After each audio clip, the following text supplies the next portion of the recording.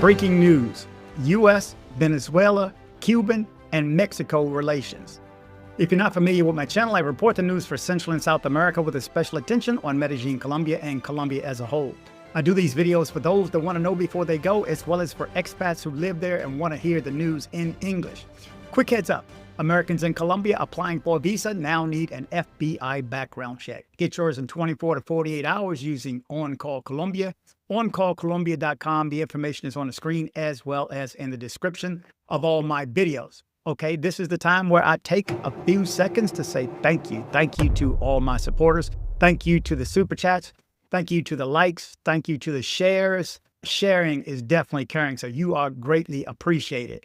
I have two good stories today. Also, after that, I'm going to follow up that part with a segment. I'm calling this segment the Paisas Corner, or the Paisas Speak, or Paisas Talk, because I'm going to let you hear from a Paisa as far as what they think about Americans, what they think about us, what they think about Canadians, what they think about tourists coming to their country. You know what I mean.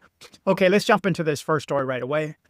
Trump's real target with the military deployment in the Caribbean is not Venezuela, but Cuba, the Telegraph states. According to the British newspaper, The Telegraph, the military actions would be aimed at Havana, even though the U.S. president has mentioned on several occasions that he is going after Nicolás Maduro. November 18, 2025, Dateline. The United States military deployment in the Caribbean Sea has generated tensions in the region, with Venezuela as the main focus. However, this is not Donald Trump's true objective. This was confirmed by the British media outlet The Telegraph, which, through a special report entitled "How Trump Uses Maduro's Cartel to Justify War," reveals the alleged true intentions of the military deployment ordered by the White House. According to the European media outlet, given the failed attempts to overthrow the Chavista regime during Trump's first term, which involved supporting Juan Guaido, the Republican is reportedly betting on more forceful actions to protect the Western Hemisphere. Given that the White House believes the situation with the Nicolás Maduro's regime is worsened since Trump's first term, the United States government is allegedly trying to achieve a low-cost regime change. Citing Chris Sabatini, senior Latin American researcher at Chatham House, the aim is to accelerate the collapse of the Chavista regime through a pressure campaign against an organization that has turned to drug trafficking amid the collapse of the Venezuelan oil industry. According to the researchers by the British media, achieving a regime change in Venezuela from one linked to drug trafficking and which has financed leftist movements in Europe to one that is aligned with the United States would shift the focus to another target. According to what Sabatini told the British newspaper, with the change in Venezuela to U.S. allied government, a circle of power could form around Cuba, something that would potentially lead to a collapse in the island's leftist government. The newspaper also draws a comparison with Operation Mongoose of 1961, which was ordered by President Robert Kennedy and sought to overthrow Fidel Castro, this being the top priority for the United States at that time. The White House views the Venezuelan dictatorship and the Cuban regime as Siamese twins, which is why a change of power in Caracas and the elimination of the lifeline the island has through Venezuelan oil would leave Cuba exposed. Why is it that Trump's real target is Cuba and not Venezuela? Analysts point out that Trump wants to weaken Cuba's military and economic influence, especially because of the historical support for Maduro. What sanctions has Trump imposed against Cuba recently?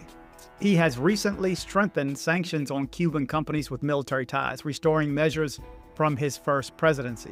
What is Marco Rubio's relationship to the strategy towards Cuba? Rubio has accused the Cuban regime of supporting insurgent groups such as the ELN and the FARC, and has promoted a strong anti-communist stance in the U.S. policies. Remember, December 8th, Sancocho en la Ocho. That is where Sean with Viajar Libremente is working with Andres and Nomad Travel to feed an entire comuna. That's Comuno Ocho. And remember, this is called Sancocho en la Ocho. They're going to feed the entire comuna that day. So support if you can. Purchase a hat, purchase a t-shirt, purchase a hoodie, or just donate directly using the link. Every dollar counts. Let's show them a different look, guys. Appreciate it. In U.S.-Mexico relations, I would be proud to do it. Trump opens new tensions with Mexico after suggesting anti-drug attacks. The U.S. president has also referred to possible talks with Nicolás Maduro, who indicated he was willing to meet face-to-face. President Donald Trump indicated on Monday that he would authorize a U.S. attack on Mexican soil against drug cartels if necessary, and added that he would, at some point, speak with his Venezuelan counterpart, Nicolás Maduro. Amid U.S. bombings in the Caribbean and Pacific coast, boats that Washington says are carrying drugs, the president was questioned by reporters in the Oval Office about his offensive against drug trafficking. Asked whether he would approve of U.S. anti-drug operation in Mexico, the Republican responded, "Would I launch attacks in Mexico to stop drugs? That's fine by me. Whatever it takes to stop the drugs.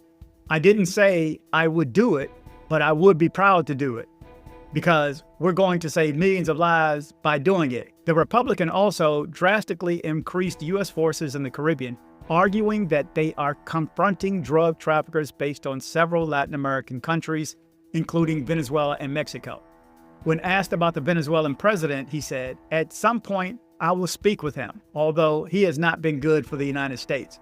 When asked if he would rule out sending U.S. troops to Venezuela, Trump replied, "No, I don't rule it out. I don't rule anything out." Maduro responded to Trump on Monday night, stating that his government maintains its unchanging position of engaging in face-to-face dialogue with the U.S. president. This country is at peace. This country will continue to be at peace. And in the United States, whoever wants to talk to Venezuela will talk face-to-face without any problem. The president said during his weekly televised program, "I've said it in English, and I always repeat it. Dialogue. How do you say dialogue in English? Dialogue, dialogue, dialogue. Yes, peace, no war. Never, no war," he added.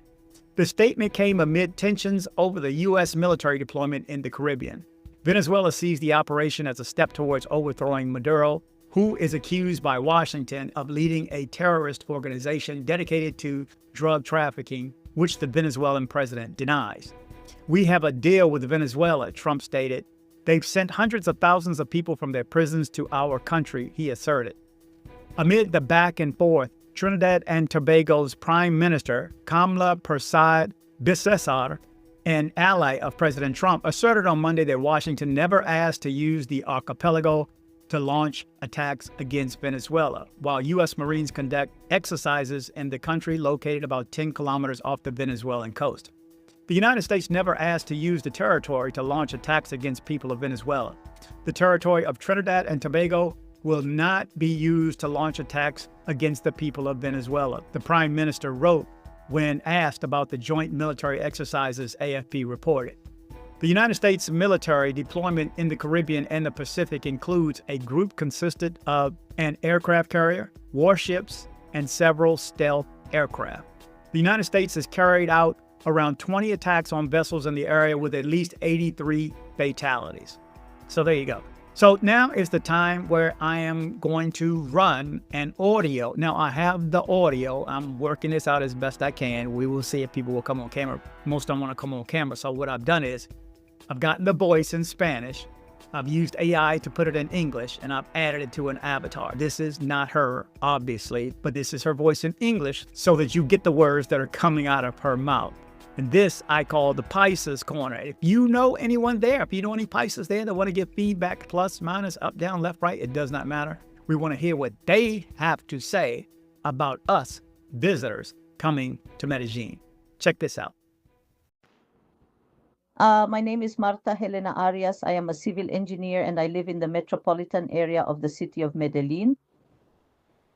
For decades, especially during the time of Pablo Escobar, our city and our country were stigmatized as dangerous places, not very suitable for receiving tourists. But nevertheless, there has been a tremendous effort by the authorities and by us, the people of Medellin, to transform that reality. Today, Medellin is recognized as a resilient, thriving city full of beautiful tourist spots. We are a culture characterized by genuine kindness and by warmly welcoming visitors with heartfelt hospitality. This transformation has allowed us to show the world an innovative, vibrant, and dynamic city that is open to responsible tourism. However, along with the growth in tourism, there have come phenomena that do not represent the best of our city, such as sex tourism. This type of tourism does not reflect our true cultural identity, nor the effort we have made to change the international perception of Medellin. Furthermore, it is often linked to the consumption of psychoactive substances and to practices that degrade the image of our city and put at risk both those who participate and the community in general, or those who take part in this. Look, the local authorities have been clear. Medellin does not want to be recognized for this type of tourism. After so many years of working to overcome the stigma of the past, what we seek is to build a city that attracts visitors for its innovation, its culture, its gastronomy, its landscapes, and the quality of its people. We want those who visit us to take away the best impression of the city and help strengthen a sustainable, respectful, and dignified tourism, and that they come to contribute to our city. So there you go. What do you think? I mean, we kind of know. Most of you guys know. Most of the mature guys know how they think of a certain type of visitor. In America, of course, we want somebody that's going to come, that's going to enhance the country or enjoy the country culturally. You know, go to Washington, see some monuments. We don't want them coming over here. Just think if your city was known for that and they came for that, or what if it was Vegas or wherever and everybody came just that? It was nothing but men. You probably feel a certain kind of way anyway. Also, on the story that I did yesterday about the young man that was in tears, I don't take a stance, legal, not legal. I don't care. My whole thought is they are being terrorized. I mean, from what I can see, the entire Hispanic population is at risk of possibly getting pulled over and arrested, whether you're guilty or not. I mean, you're getting pulled over and they're asking, are you legal? Well, show me your papers. I see something wrong with that. It's got nothing to do with coming here the right way, the wrong way. I don't care. I'm talking about anybody. It can be an American Hispanic that I'm talking about. Okay, it's got nothing to do with being legal. Just imagine you've been here. You got 12 generations in this country, and all of a sudden you get pulled over by ICE. This is happening. And if you think it's not, think again. Do the research. I'm going to start putting links to the stories in my description so that you guys can actually pull up the stories yourselves and get where the story is coming from. I'm not making these stories up. Anyway, it's nuts out there. December 8th, Sancocho en la Ocho. You're up to date with the latest news, this time all over Latin America. Thank you guys for watching. Remember to travel, but travel safe. So, hey, girl, thanks for coming by my place.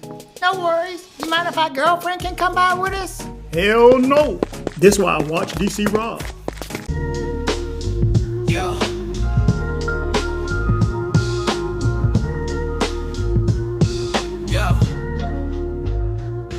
Yo, it's dcbornrob, beat the stream, daily dose. East Coast swagger, hit you with that travel pros. Colombia trips, Medellin tips on the real. Stay safe, stay aware, what's the deal? News on lock, know the blocks before you walk. Stick to the tours, avoid that shady talk.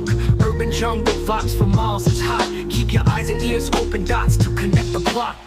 For your journey, pack your mind, strap it tight. Travel safe insurance just in case, day or night. Rob's the plug, got the news tips to thrive. Medellin's your oyster, just stay wise to stay alive. Link up or sink, use the wisdom that's your shield. Buy your tours, soak the culture, streets revealed. Wondrous spots, safe zones, that's the key. dcbornrob's the name, bringing you the clarity. Roll smart, roll deep with that travel wisdom. Medellin's a charm line, it's the hazards that glisten. Follow the guide, navigate the pave. dcbornrob, for your peace, make that trip safe. Hit the airport, got the passport stamp clean. Dream destination, life a vibrant scene.